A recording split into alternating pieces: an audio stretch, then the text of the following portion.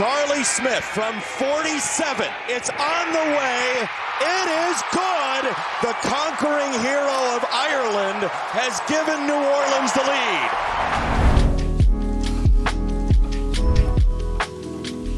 I went upstairs to Phil Galliano's office, who's my special teams coordinator. We have a great relationship. Even after the Miami game, when I talked to him, it's, you know, hey, he's been awesome. He's come to work the same way every day and approach and that sort of thing. So I'm excited for him, and I want to keep making kicks. It's good for everybody. I think he called me up and just says, "Are you ready to play Sunday?" And I was like, "Are you serious?" And he goes, "Yeah, you're up Sunday." And I got very emotional. Like, it was probably the best moment I've had so far, you know, being an NFL player. And even when I got signed, the whole deal, I think that was the best moment. It was like, I'm actually going to be putting on pads on Sunday. So it was just an unbelievable feeling. I'm actually just thinking about it here now. It's just, yeah, it's unbelievable.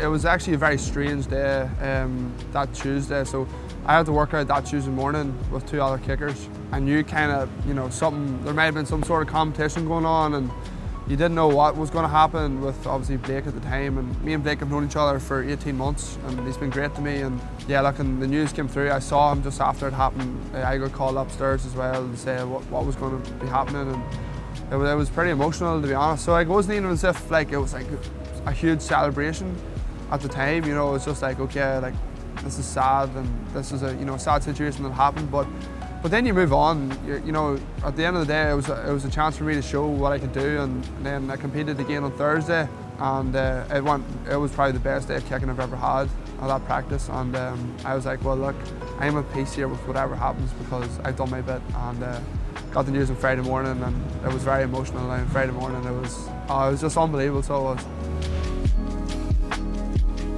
I really feel like it's gone actually beyond Ireland and the UK. You know, you get people from Germany and France and all across Europe, and even like American kickers or young American, you know, athletes, you know, kickers, like, how do I get to the NFL? And I get hundreds of those DMs, and it's just hard to get back to everybody. It really has been unbelievable. It's nearly added another layer to my why am I doing this, and it makes me extremely proud to be Irish, because of, like, I don't think there's a country in the world who gets behind their athletes better than Ireland does. Like, you look at, like, say, Katie Taylor, you look at whenever the Irish soccer team do well, and rugby team, we're like, I feel like Irish people that's what makes me so proud to be Irish, is how well we get behind our athletes. And we might get success that often in the world stage, probably because of how much Gaelic games are such a big thing in Ireland and they're not played anywhere else. But whenever we have somebody that breaks that barrier and gets into the world stage of sports, like for example for me in the NFL, I've really felt the support from home. It's just been unbelievable. I would say, like, I'm very proud of myself, you know, based off of how much I wanted it then, and like, it hasn't been easy. Like, it hasn't, you know, just the initial phase of moving over, the logistical stuff, you know, like getting set up in a different country, visas, bank accounts, driving licenses, all that sort of stuff. Being on my own, no family, very little Irish community in New Orleans. But then you realise how much you want it to work out, and everybody in the Saints building has been unbelievable to me. And that makes it easier to keep going whenever, you know, you've got people behind you. And I will say, I give a big shout out to all my teammates who really took to me as soon as I signed, and they heard the weird accent.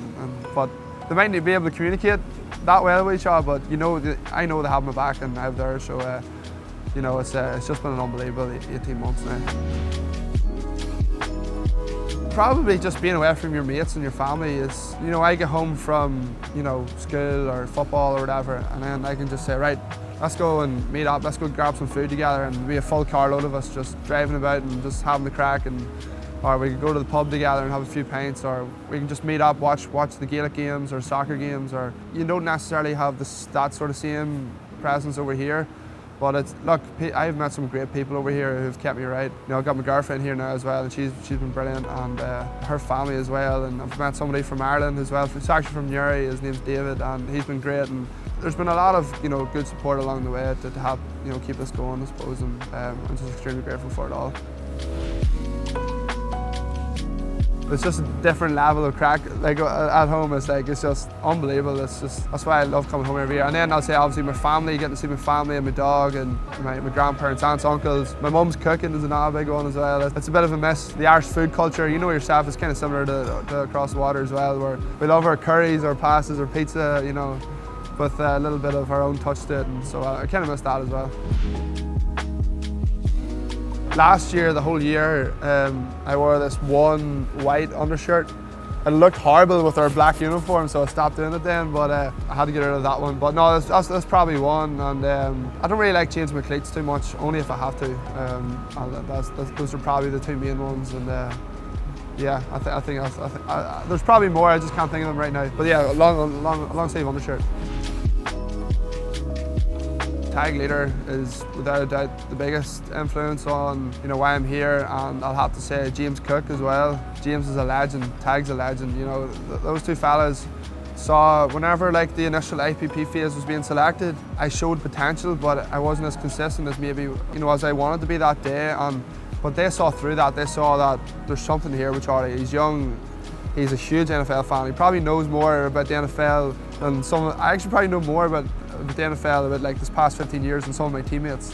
And that's because I've been watching it so much and I'm indulged in it. And they saw that there was somebody there who wanted it. And extremely grateful to Tag and James, and even Dom as well, George Reynolds, Coach Steve Hagan, and then even all my coaches back home, Mayo Bridge, who showed a bit of faith in me, growing up, and having great mentors and role models like Benny Coulter, Mickey Linden. These are legends of Mayo Bridge, who I was lucky enough to receive coaching from when I was growing up. And we have great facilities in Mayo Bridge too, which helped me practice so much when I was younger. So that's kind of where the skill set came from.